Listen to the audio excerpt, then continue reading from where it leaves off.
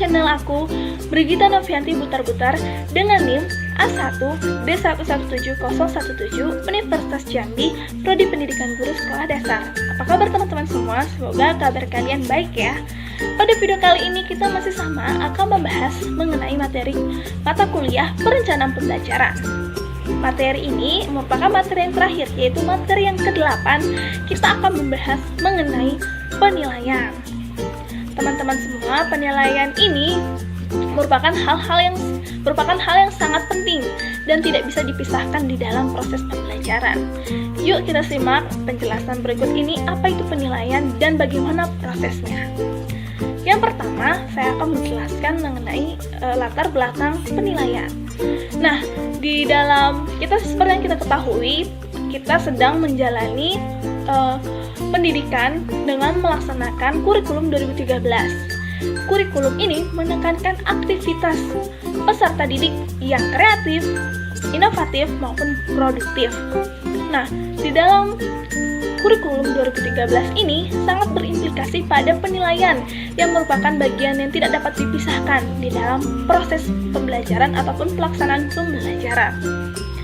Pada penilaian kurikulum 2013 ini dirasakan beban bagi tenaga pendidik atau guru. Hal ini dikarenakan teknik, prosedur, ataupun juga pelaksanaan sampai dengan pengolahan penilaian dirasakan rumit. Apalagi juga mencakup 3 ranah, yaitu ranah kognitif, ranah afektif, dan yang terakhir yaitu ranah psikomotor. Nah, setelah kita bahas mengenai gambaran tentang penilaian kurikulum 2013, kita lanjut membahas mengenai apa itu penilaian. Penilaian adalah proses yang dilakukan untuk mengukur pencapaian kompetensi peserta didik yang dilakukan secara berkelanjutan pada proses pembelajaran untuk memantau kemajuan dan perbaikan hasil belajar peserta didik. Jadi, penilaian ini dijadikan sebagai tolak ukur sejauh mana peserta didik telah berhasil dalam mencapai kompetensi. Kemudian, tujuan dari penilaian pada kurikulum 2013 ini ada 4. Yang pertama yaitu sebagai acuan dalam merencanakan, melaksanakan, mengolah, sampai dengan melaporkan hasil penilaian. Jadi, itulah tujuan dari penilaian. Kemudian, yang kedua yaitu dapat dijadikan acuan oleh pendidik ataupun guru dalam membuat program remedial bagi peserta didik yang belum tuntas dalam mencapai kompetensi dan membuat pengayaan bagi peserta didik yang sudah tuntas dalam mencapai kompetensi. Kemudian yang ketiga, dapat dijadikan acuan bagi kepala sekolah, yaitu untuk meningkatkan kualitas pendidiknya. Kemudian yang terakhir, acuan bagi orang tua, di mana dari penilaian orang tua dapat mengetahui sejauh mana anaknya di sekolah untuk mencapai kompetensi yang dia ikuti selama proses pembelajaran. Nah, itu dia tujuan dari penilaian. Sekarang kita masuk mengenai prinsip-prinsip penilaian.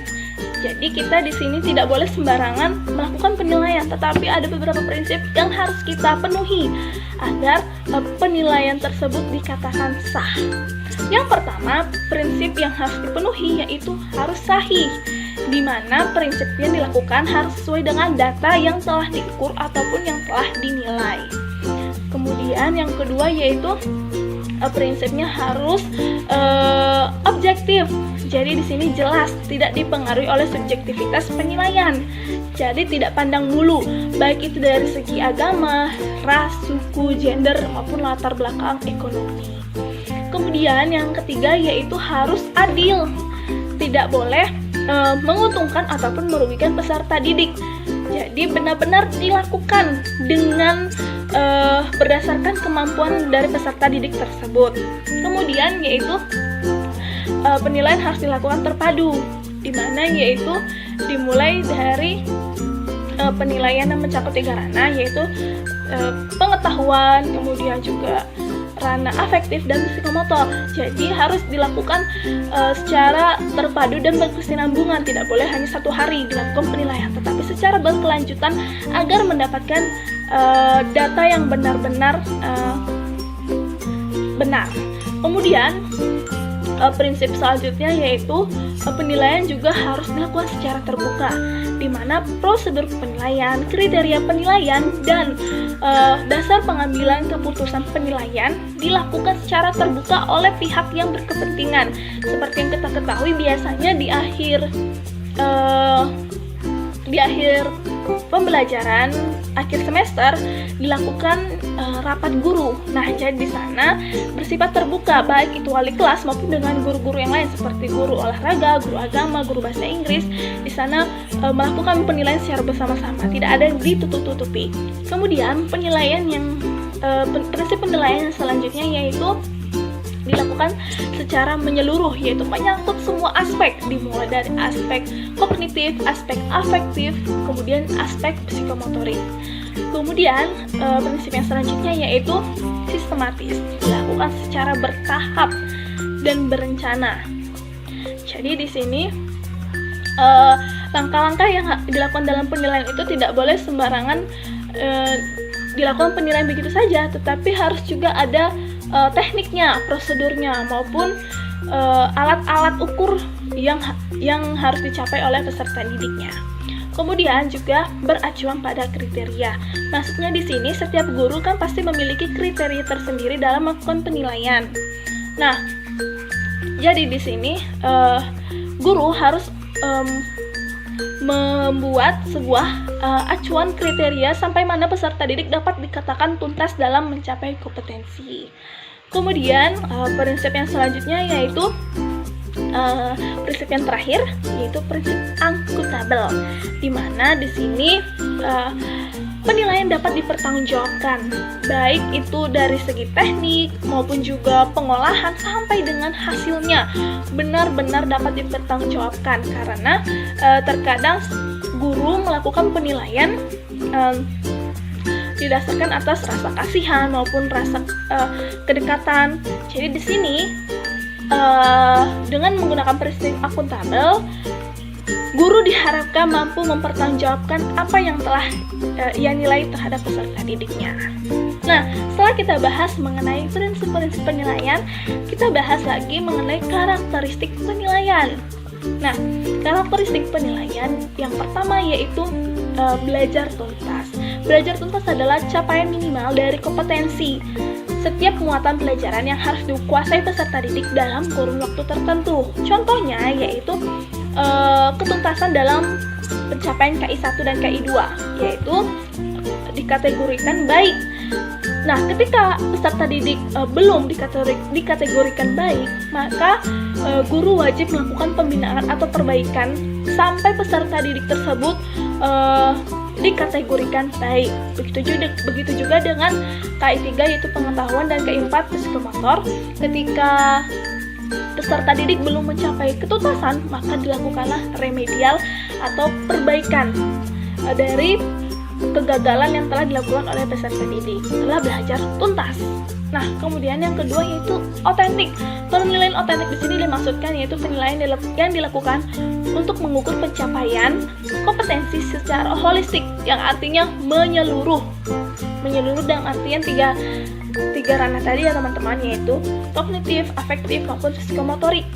Kemudian yang ketiga yaitu penilaian berkesinambungan, di mana penilaian harus dilakukan secara terus-menerus tanpa terputus dan berkelanjutan selama proses pembelajaran berlangsung.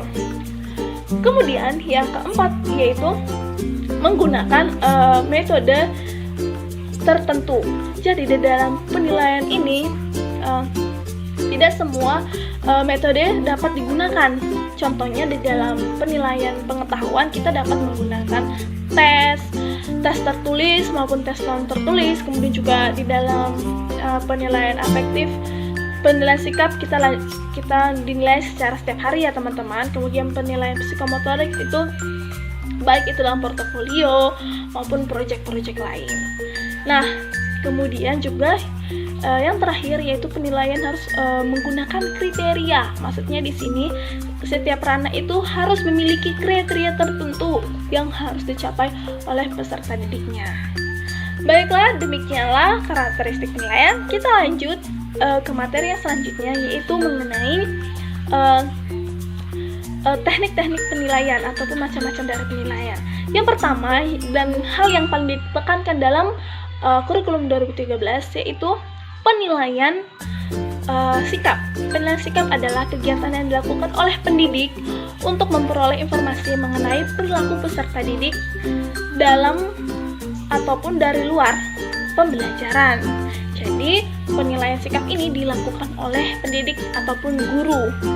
Karena bagaimanapun guru dan peserta didik hampir kesehariannya bertemu. Jadi hanya gurulah yang mampu menilai sikap peserta didik itu seperti apa. Kemudian yang di dalam penilaian sikap ada dua ranah yang dinilai, yaitu sikap spiritual dan sikap sosial. Sikap spiritual ini menyangkut sikap religius. Yang pertama yaitu ketaatan beribadah, yang kedua yaitu berperilaku bersyukur, yang ketiga yaitu berdoa sebelum dan sesudah pembelajaran, kemudian yang terakhir toleransi dalam beribadah. Jadi ada 4 aspek dalam sikap spiritual. Kemudian sikap yang kedua yaitu sikap sosial. Nah, sikap sosial ini menyangkut terhadap sikap jujur, disiplin, tanggung jawab, santun, dan percaya diri. Nah, jadi di dalam proses pembelajaran berlangsung maupun di luar dan di dalamnya, guru wajib melakukan penilaian terhadap aspek spiritual dan juga aspek sosial tadi. Kemudian kita lanjut ke penilaian yang kedua yaitu penilaian pengetahuan, yaitu penilaian kegiatan yang dilakukan untuk mengukur penguasaan pengetahuan peserta didik, baik itu faktual, prosedural, dan konseptual yang dilakukan selama proses pembelajaran. Nah, penilaian pengetahuan ini dilakukan oleh pendidik, satuan pendidikan, dan juga pemerintah. Dan kemudian teman-teman, kita lanjut ke penilaian terakhir dari ranah penilaian yang terakhir, yaitu penilaian keterampilan atau penilaian psikomotor. Penilaian keterampilan adalah penilaian yang digunakan untuk mengukur kemampuan peserta didik mengaplikasikan ataupun menerapkan pengetahuan untuk melakukan tugas tertentu. Nah, jadi penilaian psikomotor ini merupakan penilaian yang otentik yang dapat juga dipakai untuk penilaian sikap maupun penilaian pengetahuannya. Baiklah teman-teman semua, demikianlah video yang bisa saya jelaskan pada hari ini. Semoga bermanfaat. Jadi kesimpulannya, penilaian ini merupakan bagian yang tidak pernah terpisahkan dari proses pembelajaran. Setelah dilaksanakannya proses pembelajaran, maka akan dilakukan penilaian untuk mengukur sejauh mana peserta didik dalam mencapai kompetensi. Terima kasih telah menonton video ini. Semoga video ini bermanfaat. Dan jangan lupa bagikan video ini ke teman-teman kalian yang lain. Sampai jumpa di lain waktu teman-teman semua. Bye-bye.